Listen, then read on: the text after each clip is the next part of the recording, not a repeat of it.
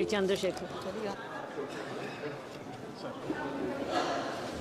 माननीय सभापति महोदया जी, मैं सर्वप्रथम तो आपका धन्यवाद करता हूं कि आपने मुझे रेलवे संशोधन विधेयक 2024 पे अपनी बात रखने का मौका दिया।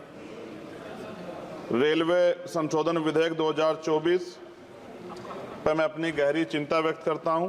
यह विधेयक भले ही रेलवे के शासन ढांचे को सुव्यवस्थित करने का लक्ष्य रखता हो, लेकिन ये हमारे रेलवे सिस्टम की मूलभूत ताकत को कमजोर कर सकता है।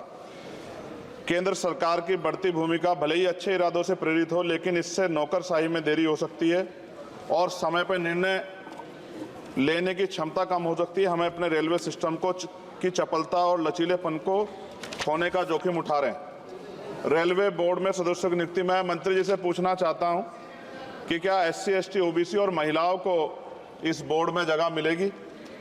रेलवे बोर्ड सदस्यों की नियुक्ति शासन का एक महत्वपूर्ण पहलू है। यह आवश्यक है कि नियुक्तियां योग्यता और विशेषज्ञता के आधार पर हो, न कि राजनीतिक विचारधाराओं के आधार पर। इस मोर्चे पर कोई भी समझौता निर्णय लेने की गुणवत्ता और भारतीय रेलवे के समग्र प्रदर्शन में गिरावट का कारण बन सकता है। जनता की जरूरतें सर्वोपरि है, इसलिए हमारे लिए आम आदमी की जरूरतें सर्वोपरि हैं। रेलवे सुलभ, किफायती और विश्वसनीय होना चाहिए। विधेयक को सुनिश्चित करना चाहिए कि इन सिद्धांतों का पालन होगा। हालांकि विधेयक का उद्देश्य अच्छा हो सकता है, लेकिन इससे संभावित परिणाम दूरगामी है। हमें सावधानीपूर्वक आगे बढ़ना चाहिए और सुनिश्चित करना चाहिए कि सुधार रेलवे के मूल तत्वों को कमजोर न करें। साथ साथ सभापति महोदया, जिस लोकसभा क्षेत्र से मैं आता हूं, नगीना, वो बहुत पिछड़ा हुआ क्षेत्र है। वहाँ के युवा, किसान, महिलाएं, मजदूर जीवन यापन करने के लिए कठिनाइयों का सामना करना पड़ता है उनको। इसलिए मैं माननीय मंत्री जी से मांग करूंगा कि नजीबाबाद से मुंबई और जम्मू के लिए ट्रेन चलाई जाए। साथ साथ नजीबाबाद स्टेशन गढ़वाल का प्रवेश द्वार है। मैं आपसे आग्रह करूंगा कि वहाँ जल भराव की समस्या होती है स्टेशन पर, उसकी देखरेख की जाए। बेगमपुरा एक्सप्रेस वाराणसी टू जम्मू तवी का स्टॉपेज वहाँ हो। दिल्ली जाने के लिए सुबह में कोई ट्रेन नहीं है, मुझे भी आना पड़ता है तो बहुत परेशानी का सामना करना पड़ता है अक्सर, जब मैं कोशिश करता हूं कि सेशन में चला जाऊं, क्योंकि ये रेलवे की सुविधा आपने उपलब्ध कराई है। जलालाबाद क्रॉसिंग पे ओवरब्रिज बनना चाहिए। धामपुर में 2 जगह पे समस्या है सर, कई घंटे खड़ा होना पड़ता है, ओवरब्रिज की आवश्यकता है वहाँ। नगीना में ओवरब्रिज की जो कोतवाली वाला क्षेत्र है उसमें, सेहोरा में ओवरब्रिज की दिक्कत है, किरतपुर में है। और बैकलॉग सर बहुत इंपॉर्टेंट विषय है। रेलवे का बैकलॉग जल्दी भरना चाहिए। जनरल कोच बढ़ाए जाने चाहिए, क्योंकि बहुत बड़ी आबादी रेलवे में सफ़र करती है।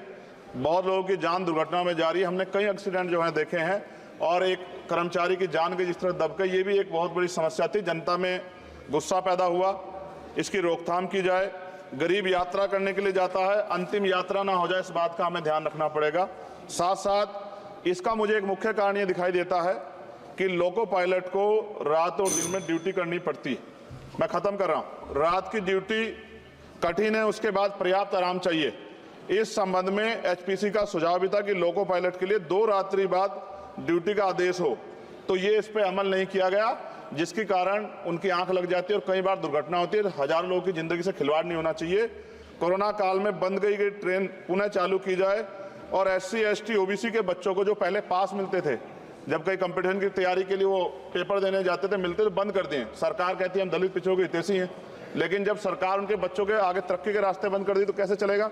और जिस तरह लगातार निजीकरण हो रहा है, इस निजीकरण से सरकारी नौकरी खत्म हो जाएगी रेलवे में, तो ये दलित पिछड़ों के बच्चे कहाँ जाके बैठे, कौन सी कुर्सी बैठे। आज भी देश में सामाजिक गैर बराबरी है।